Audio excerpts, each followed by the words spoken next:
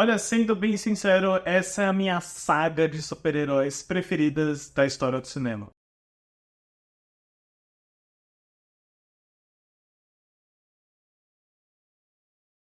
Olá, fãs da Sétima Arte, meu nome é Lucas Nascimento e esse é o Lucas Silves. E vamos lá dar início a mais um especial de franquia que tem, né, como seu lar aí a 20th Century Fox, hoje a 20th Century Studios.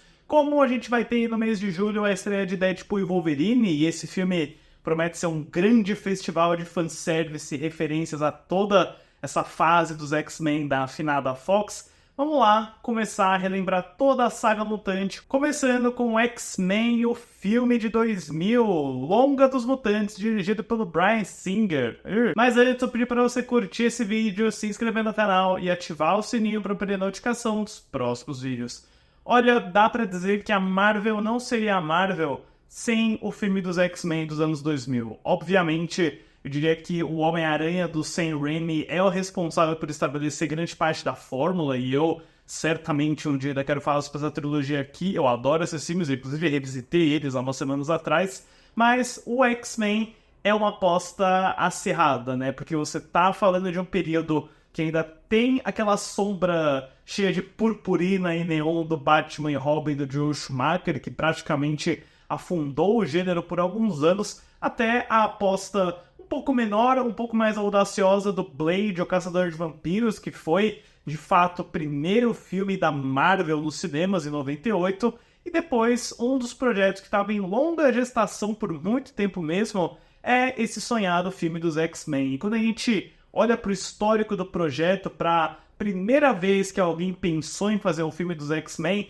a gente tem dois nomes extremamente interessantes, que é o casal Power dos anos 80 e 90, o James Cameron e a Catherine Bigelow. Eles estavam em negociações com a Orion Pictures e depois com a Carolco, né, que teve vários projetos com o James Cameron, para fazer esse filme dos X-Men, que teria a produção do James Cameron e roteiro e direção da Catherine Bigelow. A Bigelow, inclusive, isso lá por volta dos anos 90, tinha como ideias de casting o Bob Hoskins para ser o Wolverine e a Angela Bassett para ser a Tempestade. A Bassett e Tempestade seria um casting incrível, né? Mas nesse meio tempo, né, o James Cameron conhece o Stan Lee e aí ele fica completamente fascinado em fazer o filme do Homem-Aranha, né? O Homem-Aranha do James Cameron nunca saiu do papel, mas a gente tem o roteiro, tem artes, tem ideias do James Cameron que apareceram no cinema como uma teia orgânica, e ele acabou deixando de lado o projeto dos X-Men, e a própria Catherine Bigelow também acabou saindo, especialmente depois que a Carol perdeu os direitos dos X-Men. Inclusive, a Marvel, quando recuperou esses direitos, quase vendeu eles pra Sony. Seria uma situação igual do Homem-Aranha. O que aconteceu nesse meio tempo também é que o Avi Arad, né, o grande Avi Arad, aí, vendedor de brinquedos e detentor do Homem-Aranha,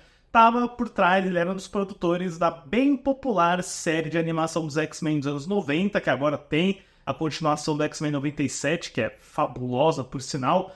Quando essa série é um grande sucesso, chama a atenção da produtora Lauren Shuler Donner, a esposa do Richard Donner, o diretor do Superman, e ela mesma adquire os direitos e começa a trabalhar num longo projeto de adaptação, que teria de início o roteirista Andrew Kevin Walker, o mesmo cara dos Seven, os Sete Crimes Capitais. E o Andrew seria o primeiro de uma longa safra de roteiristas que iria entrar, reescrever, sair, dar retoques, polir, já que depois dele a gente teria a entrada da Laeta Kalogridis, do Ilha do Medo, do Senador Futuro Gênesis, e do Ed Solomon, do Homens de Preto. E o Solomon, inclusive, fica responsável por trabalhar numa versão por um longo tempo até a Fox começar a pensar em diretores. Para dirigir, a Fox acabou oferecendo um trabalho para o Brett Ratner, que acabaria voltando para o terceiro X-Men, o Paul W.S. Anderson, depois do sucesso do Mortal Kombat, e até mesmo o Robert Rodrigues, que é um cara que sempre aparece nessas listas de possíveis diretores,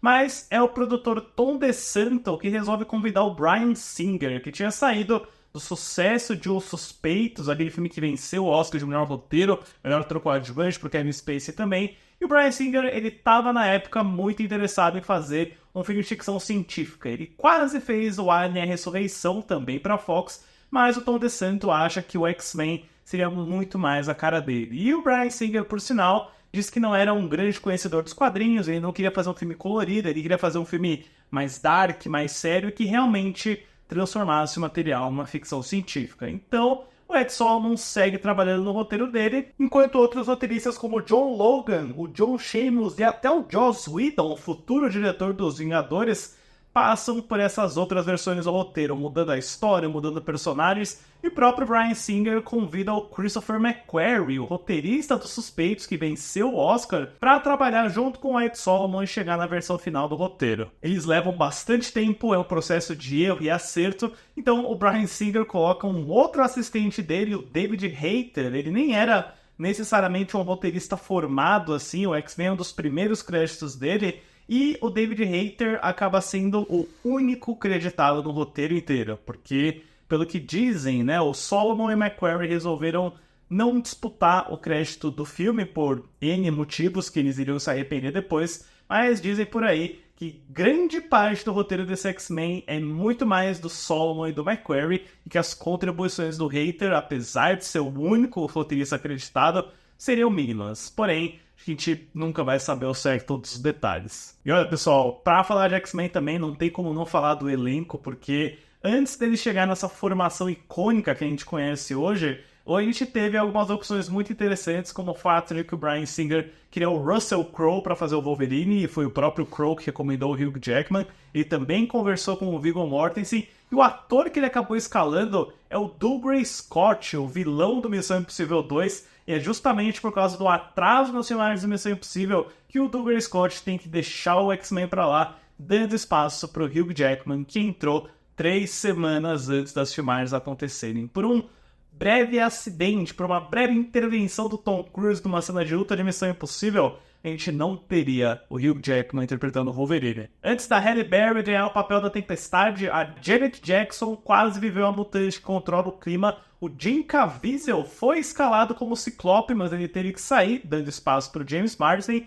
E, apesar de ninguém ter levado isso muito a sério, Michael Jackson fez um lobby gigantesco para interpretar o Professor Xavier, papel que acabaria sendo do Patrick Stewart. Eu não consigo imaginar o Michael Jackson de Xavier. E olha o que eu ainda falei do Michael Jackson querendo interpretar o Jar Jar Binks. Caraca, o Michael Jackson 99 tava pra lá de Bagdá, né? As filmagens acontecem de setembro de 1999 até março de 2000, com um orçamento estimado aí na casa de 65 milhões. E olha, é melhor tirar o elefante da sala aqui mesmo, tá? Porque a gente sabe que a produção do X-Men foi um pouco conturbada devido ao comportamento do Bryan Singer, né? Os atrasos, as companhias, tudo que a gente sabe que o Bryan Singer, né, as acusações e tudo mais. O Bryan Singer é um ser humano terrível, né? Basicamente é isso que a gente tem que colocar aqui. Mas, né, a gente tem essa dicotomia louca aí do cinema, das artes, onde, às vezes, pessoas terríveis, devido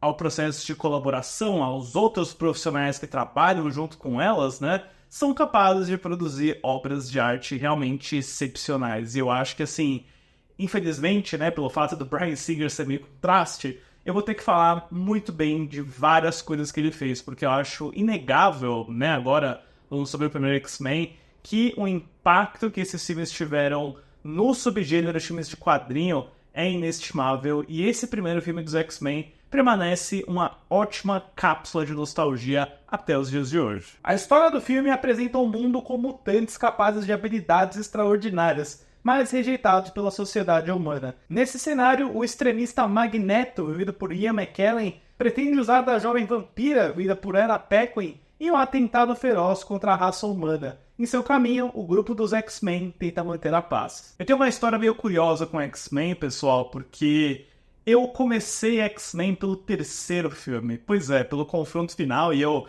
vou estender mais essa história quando eu falar sobre o filme de 2006, mas quando eu era menor, assim, minha porta de entrada literal com super-herói foi o Homem-Aranha do Tobey Maguire. Foi aquele filme de 2002 que eu vi em VHS, eu nem vi no cinema. Então, desenho dos X-Men, os filmes mais antigos, isso tudo nunca passou muito pelo meu radar. Quando o filme dos X-Men saiu, eu nem lembro de quando ele saiu, na verdade. Eu lembro de ver pedaços na TV a cabo, de ver algumas propagandas, de ver na locadora em especial. Mas foi só quando eu vi o terceiro filme, porque meu tio era um fã da franquia, aí eu pirei, eu achei muito legal. Então eu fui na locadora real, aluguei o DVD do primeiro X-Men, do segundo também, e aí eu vi pela primeira vez, eu vi a origem dessa história, né? E aí eu fiquei absolutamente encantado, porque o X-Men, acho que diferente de todos os outros filmes de super-heróis, de todas as outras... Né, eu digo assim, não vou dizer todos, porque existem muitos quadrinhos, existem muitas vertentes de história, mas do mainstream, da Marvel mainstream, especialmente do cinema, ele é muito especial, muito único por conta dessa história de alienação, dessa história dos mutantes serem párias da sociedade, do muito forte cunho social e político que a gente vê nesses filmes, né?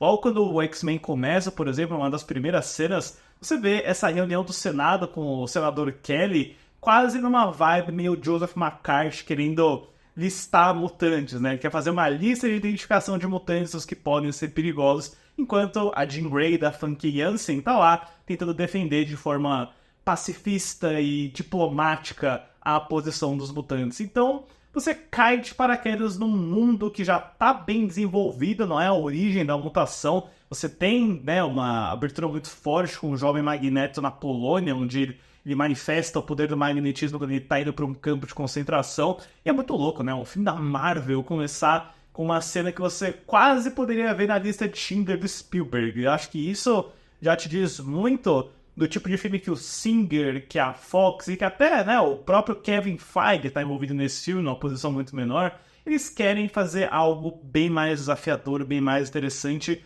E eu adoro o fato de que esse primeiro X-Men, ele é meio que um drama de personagem, né? Ele é um drama de road movie, você meio que acompanha a vampira da Anna Paquin como principal protagonista, porque a mutação dela é muito perigosa, né? Ela toca nas pessoas e suga energia vital, ela quase mata o namorado dela no começo. Então, ela tá numa espécie de jornada tentando sobreviver, tentando fugir, até ela encontrar o Wolverine do Hugh Jackman num bar, e, por consequência, eles acabam indo parar na mansão dos X-Men, né? E aí, você descobre que eles estão na mira do Magneto, porque o Magneto, ele quer usar a habilidade da vampira, e esse é o fator que eu sempre considerei um pouco rocambolesco desse primeiro X-Men, que é o fato de que o Magneto tem uma máquina que consegue transformar as pessoas em mutantes, sabe? Ele consegue acelerar o processo de mutação. Esse certamente é um dos aspectos mais frágeis do filme pra mim, mas revisitando agora, eu nunca tinha percebido isso vendo assim. É muito legal como tem uma fala, acho que é da Tempestade da Halle Berry, e fala, essa máquina provoca mutação, mas não é algo natural, então o corpo dele rejeita, que é o motivo pelo qual o senador Kelly vira aquela meba aquosa traumática com CGI duvidoso. Então, ele tem a sua abordagem bem sóbria, bem dark, né? Ele é um filme bem atmosférico. Eu sempre esqueço quão acolhedora é a atmosfera dele, sabe? Eu acho que, apesar dele ser meio apressado, eu acho que esse é um filme de 1h40, se não me engano, que vai indo pelos checks de história muito rápido, tem toda uma conversa que a vampira tem com o Bob, o Homem de Gelo, numa cena da mansão. São, tipo, 2 cenas até ele supostamente magoar ela, deixar ela chateada. Algumas coisas acontecem muito rápidas, mas tudo que acontece entre a vampira e o Wolverine é muito legal, é muito interessante, porque você tem esses 2 personagens que são 2 párias, são 2 personagens, né, que estão às margens da sociedade, que foram perseguidos. A forma como eles se unem por conta de ser mutantes perigosos e que estão tendo esse contato inicial com a mansão do Xavier, com os X-Men, é muito legal. Eu acho que funciona, é um filme que, apesar de ter uma ambição grande de história, de mundo, você sente que é um mundo extremamente povoado, ele é bem simples nas emoções, no que ele tá querendo passar. Então, eu acho que é um grande acerto. Eu também adoro todo o trabalho do elenco aqui. Eu acho que o James Marsden de Ciclope, a Famke Janssen de Jean Grey, a Halle Berry de Tempestade, são todos ótimos núcleos. E mais em especial, né, eu acho que isso acaba se revelando como a arma secreta da franquia X-Men, essa inimizade do Professor Xavier, do Patrick Stewart, e o Magneto de Ian McKellen. Eu acho que desde a primeira cena que você vê eles juntos, né, naquele corredor acrílico com uma estrutura que lembra um X, né, não dá pra negar isso. Inclusive, né, eu acho que o Bryan Singer, junto com o diretor de fotografia Newton Thomas Sigel, acho que eles criam algumas das melhores imagens do gênero de quadrinhos de qualquer filme. Não falando especificamente do primeiro X-Men, mas de tudo que eles fazem nos filmes subsequentes, né. Eu acho que tem um apuro estético muito legal, que é muito preciso, que consegue combinar algumas imagens um pouco mais fantasiosas dos quadrinhos com um mundo real, palpável e quase realista, né? A gente tem o Couro Preto, aquela influência do Matrix, do próprio Blade, do Corvo também. É um mundo orgânico, estilizado, mas que consegue transformar esses elementos que poderiam ser meio fantasiosos, e hoje é engraçado como a gente abraça essa fantasia, que é a cor, que é o cartunesco. Eu acho que na proposta desse X-Men dos anos 2000 é perfeitamente válido. E de novo, a relação do Xavier com o Magneto é um ponto muito forte. Eu adoro aquela cena em que o Xavier entra na mente dos dois capangas dele, né? O Sabre, o Dente de Sabre e o Homem-Sapo lá, nunca sei o nome do cara. E o Magneto tem aquela demonstração de poder, ele levanta os carros, ele atira com uma arma na cabeça de um policial, mas ele mantém a bala parada a uma polegada da testa dele. Eu acho que isso é fenomenal. Eu gosto da direção do Singer desse filme, dos momentos de personagem de humanos, mas não dá pra negar, eu acho que a ação é um ponto um pouco mais fraco. Eu acho que sempre que ele tá tentando demonstrar alguma coisa beleza, alguma money shot, não é enfraquecida assim pela mise-en-scène e pelos efeitos visuais que não são tão bons, né? Aquele giro do Wolverine na Estátua da Liberdade não envelheceu muito bem, mas eu acho que ele tem uma escala interessante, né? Quantos filmes de super-heróis terminam com uma luta final numa gift shop da Estátua da Liberdade? Eram tempos mais simples, né? Tempos mais modestos. Olha, pessoal, ver esse primeiro X-Men dos anos 2000 é sempre uma maravilha pra mim. É uma viagem no túnel do tempo, ele é muito nostálgico, ele tem uma atmosfera muito gostosa, muito preocupada com os personagens, com essas interações, com o mundo onde eles estão habitando, não necessariamente com as cenas de ação, com os efeitos que não são tão especiais, mas eu acho que é uma ótima introdução, é uma modernização, uma interpretação diferente do que pode ser o gibi dos X-Men, que na minha opinião segue bem moderno, bem contemporâneo. Eu acho que é o primeiro capítulo de uma saga que só iria melhorar daqui a alguns capítulos pra frente, sabe? E eu considero um ótimo filme de origem. Pra X-Men, o filme, eu dou uma nota 8. E no lado financeiro, o primeiro filme live action dos X-Men certamente atrairia bastante atenção, já que o filme estreou nos Estados Unidos em 14 de julho de 2000 com 54,471 milhões, que ajustado para a inflação de hoje daria 98,798 milhões, fazendo um total de 157,299 milhões na bilheteria doméstica, com ajuste de 285,306 milhões, e no mundo inteiro 296,339 milhões, que ajustado para a inflação daria cerca de 537,493 milhões. Acho que o sucesso desse X-Men foi um fator decisivo para que novas produções da Marvel continuassem, para que o filme do Homem-Aranha do Tobey Maguire saísse também, então não tem como negar a influência, o impacto desse primeiro X-Men. Mas enfim, pessoal, deixem nos comentários depois o que vocês acham desse X-Men dos anos 2000, se ele ainda se sustenta, se ele envelheceu, se ele ainda tá bacana de assistir. E também, né, falem aí sobre a franquia X-Men, eu vou comentar todos aqui, todos os X-Men, todos os Wolverine, todos os Deadpool, e sim, alguém perguntou no YouTube, né, na parte de comentários, até dos Novos Mutantes. Olha só o que eu faço pra vocês. Certo, pessoal? Obrigado pela visita e até a próxima sessão.